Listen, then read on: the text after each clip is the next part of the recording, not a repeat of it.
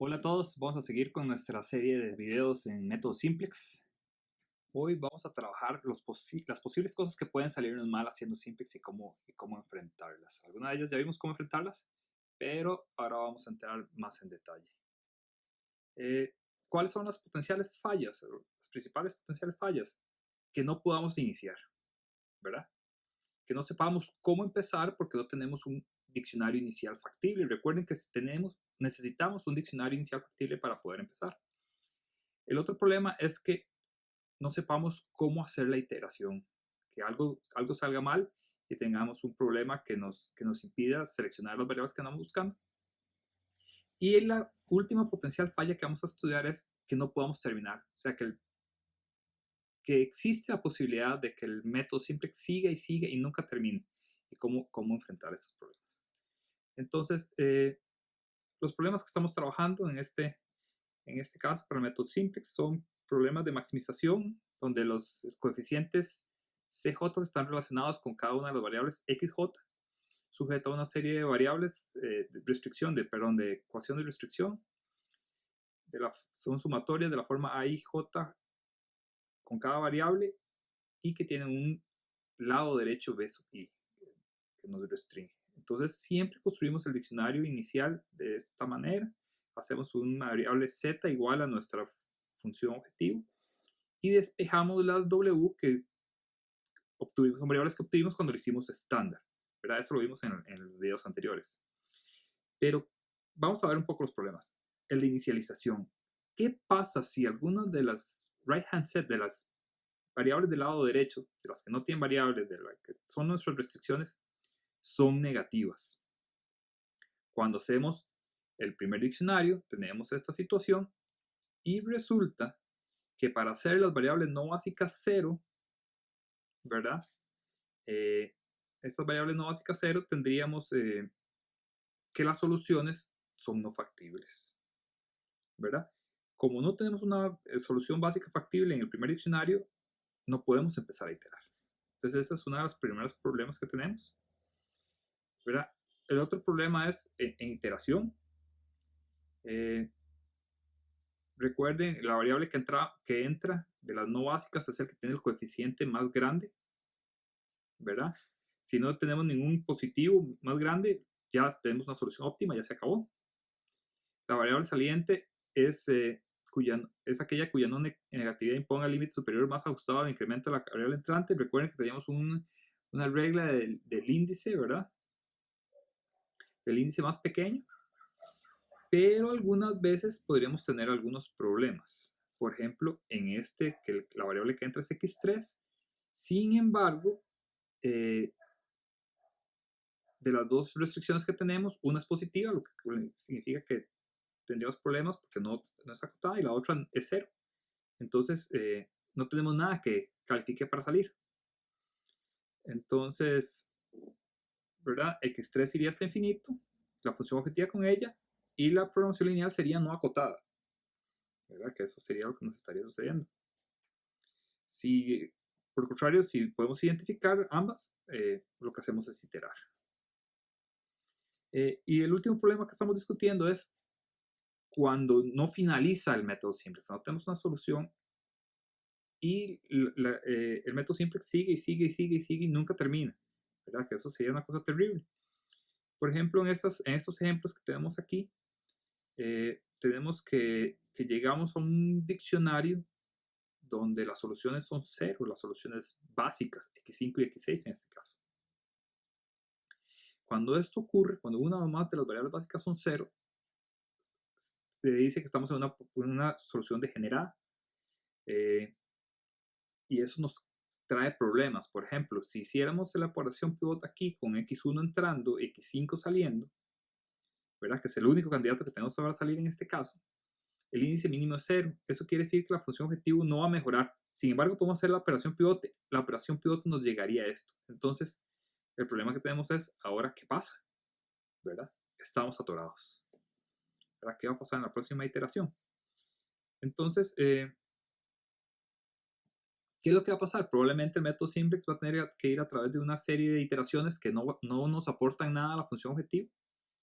Pero al final vamos a llegar a un lugar donde salimos y sí pasa. ¿Cómo logramos esto? Siguiendo las reglas de iteración que discutimos eh, en el video pasado. Tenemos que ser muy coherentes y prestar mucha atención a seguir las reglas con cuidado. Esas reglas de pivoteo son atribuidas a Danzig, que es el padre de la programación lineal. Danzig, sin embargo, existen otras reglas como Bland's Rules para hacer esto que podrían funcionar. Sin embargo, nosotros nos vamos a pegar a las que vimos.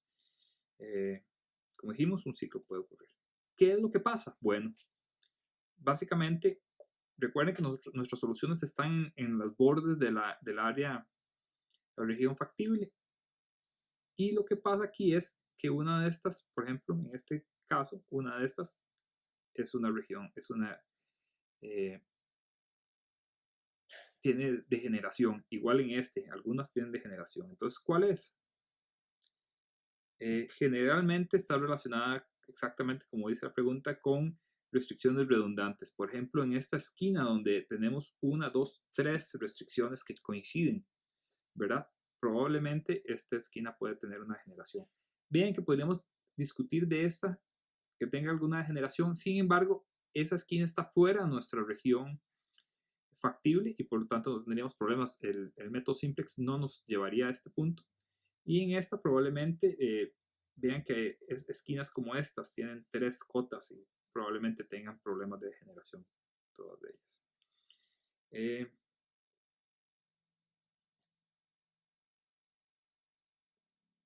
Siguiendo con el tema de los ciclos, la variable entrante siempre es una variable no básica que tiene el coeficiente más grande en la línea de función objetivo. Si 2 o más variables básicas son candidatas para salir, elija la que tenga su índice más pequeño, ¿verdad? Pero, sin embargo, podemos ciclarnos. Por ejemplo, aquí, como dice acá, puede que después de 6 iteraciones o después, o en la que sigue justo, lleguemos al mismo diccionario.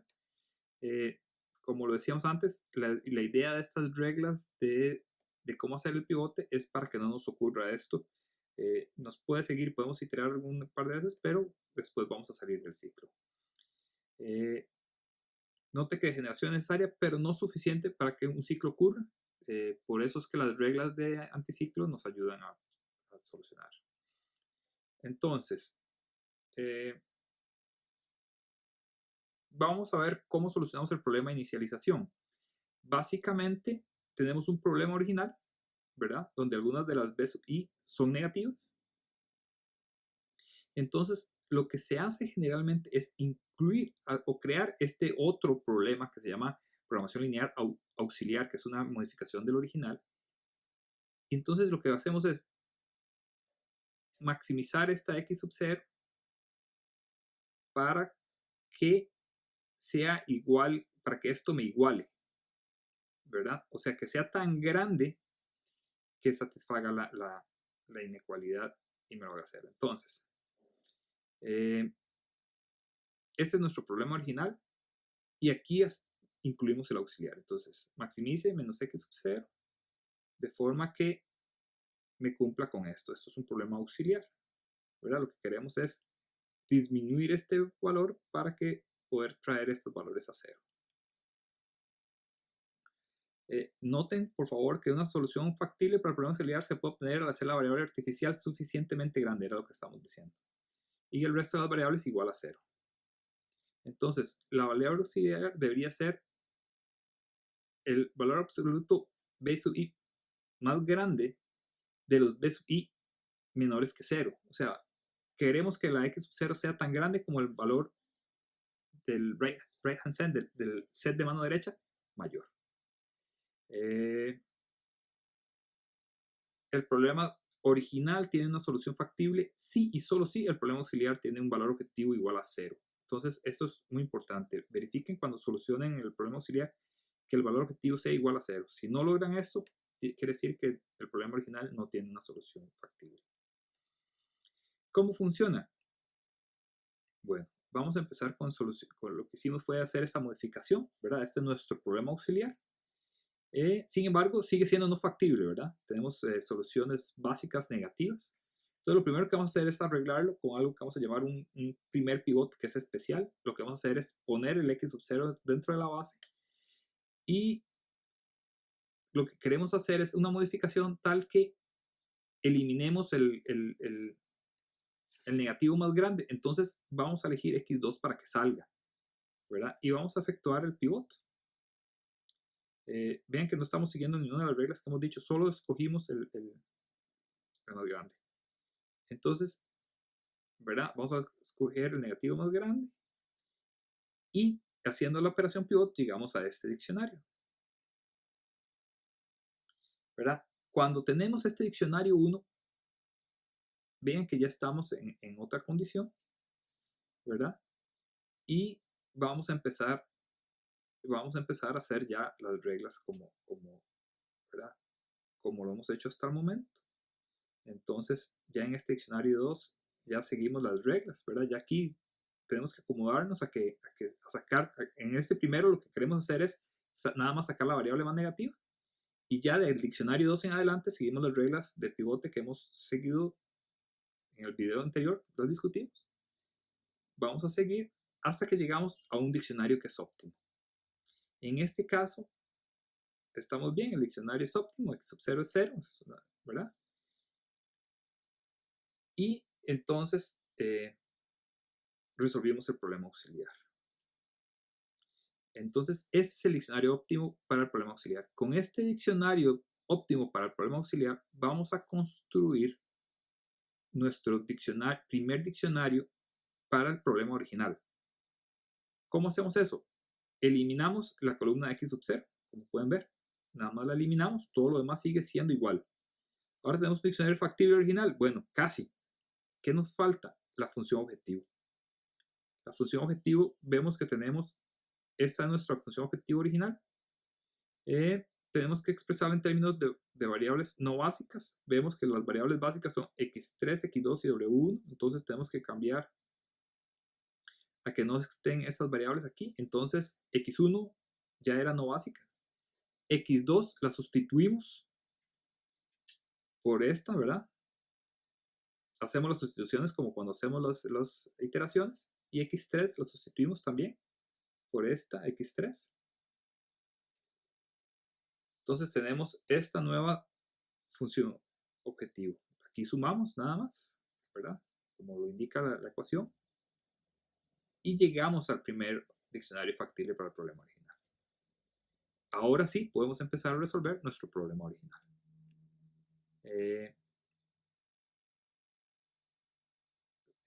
Sería bueno que traten de solucionar este problema para que practiquen. Podemos discutir la solución próximamente en clase. Y a eso se le conoce como método simplex de dos fases. La primera fase consiste en solucionar el problema auxiliar para llegar a un diccionario factible del problema original, y la segunda es resolver el problema original si este es factible. Este era el tema de la clase de hoy. Espero que me haya explicado adecuadamente, y si tienen dudas lo discutimos en clases. Muchas gracias.